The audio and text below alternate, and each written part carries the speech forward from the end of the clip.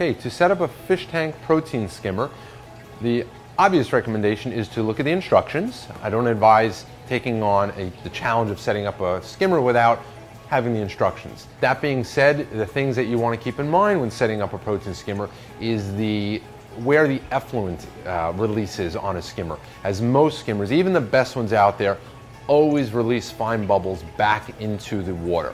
So if you have a hang-on protein skimmer, or if you're setting your skimmer on a shelf above the aquarium and letting the water dump back into the tank, you're going to have a problem with fine bubbles. That being said, I recommend going with an in-sump protein skimmer. They utilize much more efficient pumps, so you don't have the high electric needs and the high heat output that you would have associated with an external type skimmer that relies on pumping the water up into the skimmer.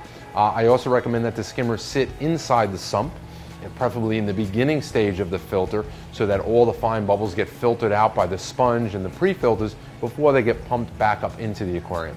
But to set it up is very basic. Most of them only have a few parts. There's usually a main body, a pump, a few gaskets, an upper assembly that would be your collection reservoir. Sometimes they have a little spout that you'd stick your hose on to drain the waste, or the skimmate as it's called, to go into a collection cup. But all these skimmers nowadays are very easy and very straightforward to set up.